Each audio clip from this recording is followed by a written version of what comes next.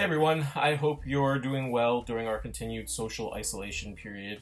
Once again, I just wanted to reach out with some information on anxiety management and how best to go about challenging your anxious feelings during this difficult time during the COVID-19 pandemic. So today I just wanted to talk a little bit about acts of courage. Now, acts of courage are incredibly important when we think about anxiety, because when we think about events that make us anxious or that challenge us in that way, what we want to do is kind of draw on past strengths and experiences to help us through those moments when we experience anxiety. So one of the ways we can do this is by creating a chart that kind of looks at the challenges we've had in the past, and then we create a chart on the opposite side that looks at the acts of courage, the things that we did to get us through those anxious periods in the past.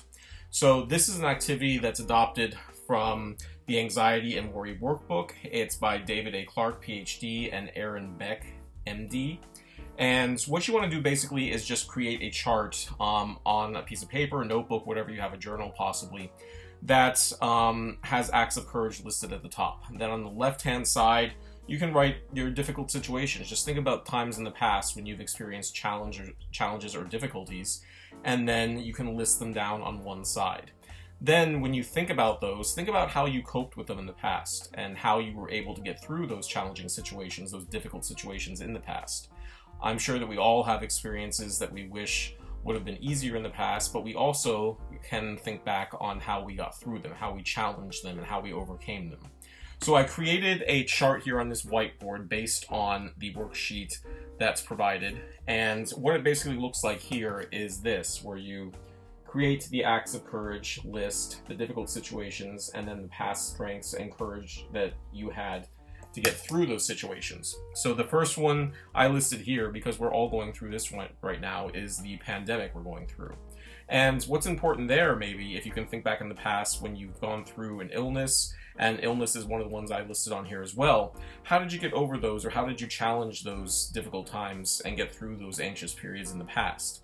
What's important now is that we create routines and we stick to those routines. We're all experiencing life disruptions right now, but if you create a new routine and you kind of stick to it with exercise, academic work, some personal time, things like that, time with friends online if possible, whatever the case may be, that might help you to get through this difficult and challenging period. The same thing with illnesses in the past. If you think about possibly a time where you had an illness or had someone you knew who was very close to you who experienced some sort of an illness, you may think back on times where you possibly sought out a community support group, or you looked for resources at like the Rollins Wellness Center, for example, where they have support groups, there's counselors that are available there for you. So those are two examples. Thinking about difficulties in the past with finance. How did you overcome that difficult situation possibly in the past when it had to do with money or finances? And one of the things you may have done is engaged in new training, acquire new skills, things like that. So it's just a way of organizing your past difficult situations and your strengths, your acts of courage it took in the past. You put yourself out there, you looked for new training, new types of skills to apply to a new job you may possibly find, something of that nature. With academics, something I listed as well.